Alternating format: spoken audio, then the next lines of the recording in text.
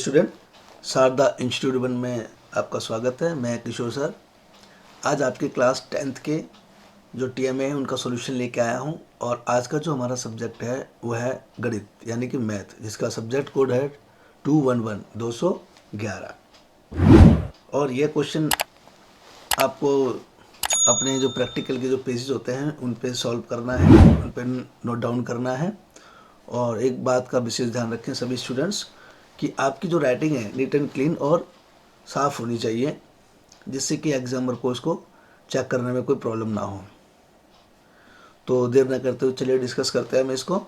इसमें question number 1 दे रखा है और उसका मैंने एक पार्ट लिया है। कहने का मतलब है कि जितने भी हमारे 6 क्वेश्चन हैं उनके हमें दो दो पार्ट दिए गए हैं। जैसे क्वेश्चन नंबर 1 का ए और बी, तो आपको जिसका आंसर देना है वही उसका क्वेश्चन वहाँ लिखेंगे। जैसे मैंने ए सिलेक्ट किया तो ए का देंगे, बी है तो बी का आंसर देंगे। तो उसी प्रकार मैंने इसका ए पार्ट लिया है, क्वेश्चन ए लिया है। तो चलिए डिस्कस करते हैं। इसमें हमें कह रहा है 3/5 और 4/5 के बीच 5 परमेय संख्याएं ज्ञात कीजिए। तो इसको हम डिस्कस करते हैं। चलिए आंसर में लिखे परिमाण संख्याएं वे संख्या होती हैं जिन्हें दो पूर्णांकों के भाग के रूप में लिखा जा सकता है जहां मैनिनेटर 4 जीरो के बराबर नहीं होता है। आपसे पूछे गए समय के बीच 3/5 और 4/5 रेशियो फ्रैक्शन है। हम इन दोनों राशियों के बीच कई परिमेय संख्याएं पा सकते हैं। इसके लिए हमें इन दोनों राशियों के बीच 8 बराबर भाग के बीच कुछ पूर्णांक चुन सकते हैं और इन्हें 3/5 और 4/5 के साथ जोड़ सकते हैं। नीचे कुछ परिमेय संख्या दी गई हैं, चलिए हम देखते हैं। 1 3/5 plus 0 is equal to 3/5। 3/5 plus 18 second पर है। 3/5 प्लस 18/5 थर्ड पे है। 3/5 प्लस 213/5 फोर्थ में है। 3/53 प्लस, सॉरी इसमें प्लस लगाना भूल गया, प्लस लगा लीजिए, 18/5 फोर्थ पे है। 3/5 प्लस 3 इज इक्वल टू 18/5। अगला है 3/5 plus 4 is equal to 23/5। 3/5 plus 5 is equal to 28/5। 7 पे है। 3/5 प्लस 6 इज इक्वल टू 33/5। 8 पर है। 3/5 प्लस 7 इज इक्वल टू 38/5 और 9 पे है। 3/5 प्लस 8 इज इक्वल टू 43/5 और 10 पर है। 3/5 प्लस 9 इज इक्वल टू 48/5। इस तरीके से हमारी परमेय संख्या है और उसको हमने नोट डाउन किया है। और 11वें पर 3/5 plus 10 is equal to 53/5 dot dot dot. और इसी तरह कई और परमेय संख्या प्राप्त की जा सकती हैं। चलिए इसी का सेकंड पार्ट करते हैं। क्या सभी धनात्मक पूर्णांक के वर्गमूल अपरिमेय हैं? यदि नहीं तो उस संख्या के वर्गमूल का उदाहरण दीजिए जो एक परिमेय संख्या है। चलिए इसको हम डिस्कस करते हैं। नहीं, सभी धनात्मक पूर्णांक के वर्गमूल अपरिमेय नहीं होते हैं। कुछ धनात्मक पूर्णांक के वर्गमूल भी अपरिमेय होते हैं। उदाहरण के लिए या उदाहरण के रूप में हम परिमेय संख्याएं √2 का वर्गमूल ले सकते हैं। √2 एक अपरिमेय संख्या है जिसे दो पूर्णांकों के भाग के रूप में नहीं लिखा जा सकता है।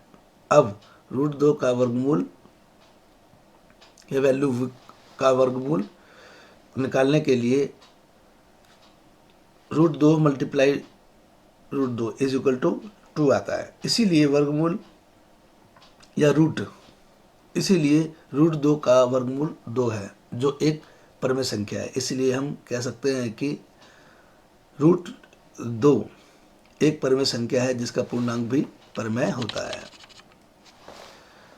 अब क्वेश्चन नंबर 2 है, उसको हम डिस्कस करते हैं। इसका भी मैंने पार्ट ए लिया है और इसमें भी हमें कई दिए होंगे। जैसे एक है, हल करें 5m3 अपॉन में 4 प्लस 3m2 अपॉन में 5m प्लस 6 अपॉन में 7।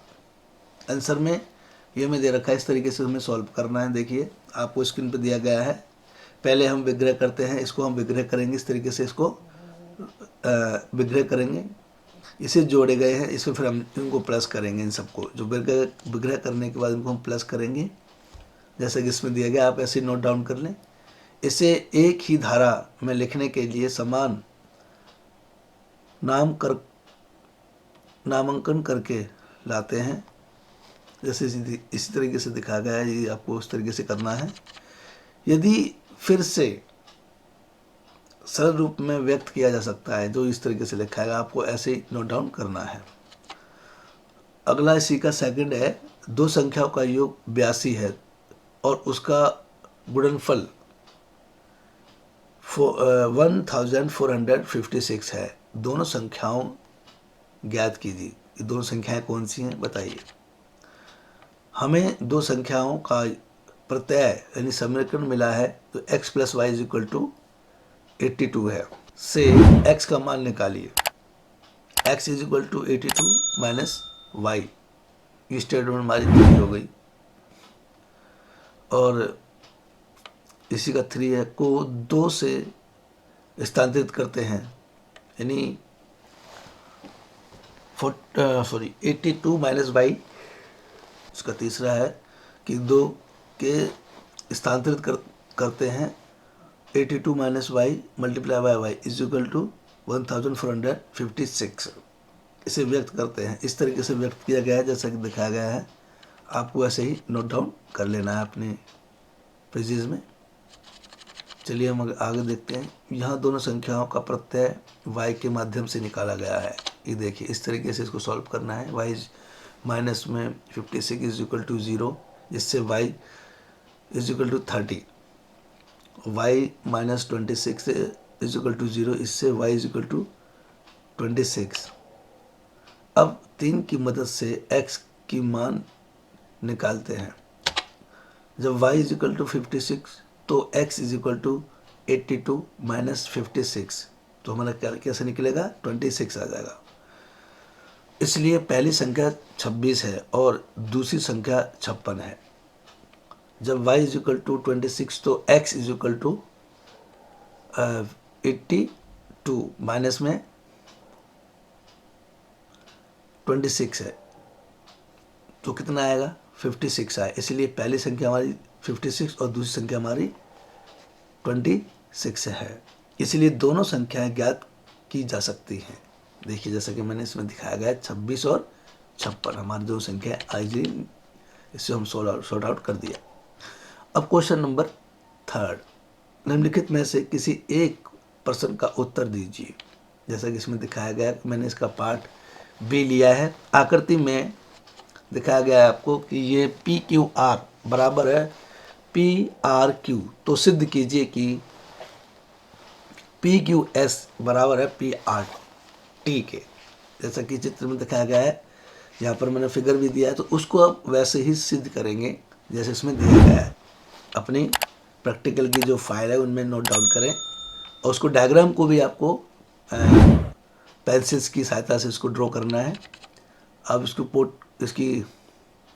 इसकी मतलब प्रिंट आउट ना निकालें और इसको पेस्ट ना करें। ये तो मैंने आपको समझाने के लिए ऐसे किया है। आप इसकी ड्राइंग को ड्रॉ करेंगे, जो डायग्राम दे रखा है ना उसको ड्रॉ करें और इसको एज टिक ऐसे नोट डाउन कर लें। क्वेश्चन नंबर 4 देखिए, निम्नलिखित में से किसी एक प्रश्न का उत्तर दीजिए। यहाँ भी मैंने 2 क्वेश्चन दिए होंगे, उनमें से मुझे किसी एक का ही आंसर देना है। क्वेश्चन क्या है? क्वेश्चन ये है, एक समांतर चतुर्भुज के सभी कोण ज्ञात कीजिए। यदि एक कोण 80 का है और एक आयत में एक विकर्ण उसकी भुजा से 250 पर झुका है, दोनों विकर्ण के बीच में न्यून कोण को मापें। तो ये हमारा क्वेश्चन है और इसका ये है डायग्राम।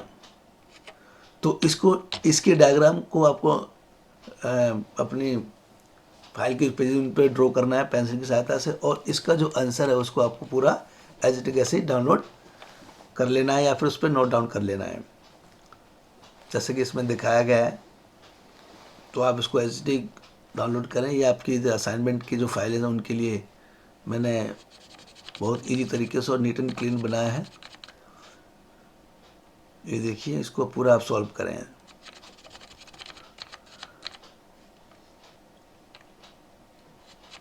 क्वेश्चन नंबर 5, निम्नलिखित में से किसी एक प्रश्न का उत्तर दीजिए। इसका भी मैंने पार्ट ए का फर्स्ट है।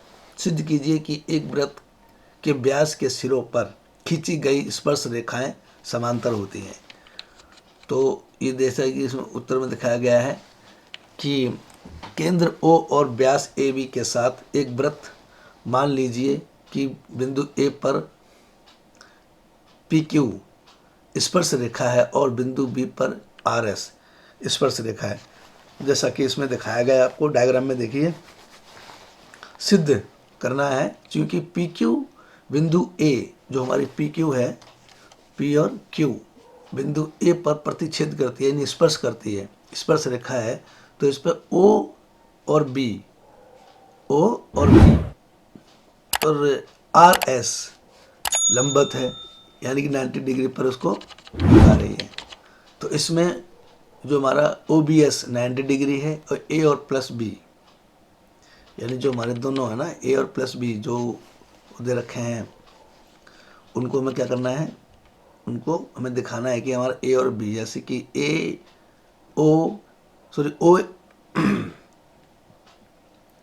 OAP 90 डिग्री है, O ऊपर दिखाते हैं आपको, एक मिनट, OAQ या OAQ जो दे रखा है और OAP ये हमारा 90 डिग्री है। तो उसमें ऐसे ही शो किया गया है, देखिए 90 डिग्री है। और इसी प्रकार से OBS ये भी हमारा 90 डिग्री है।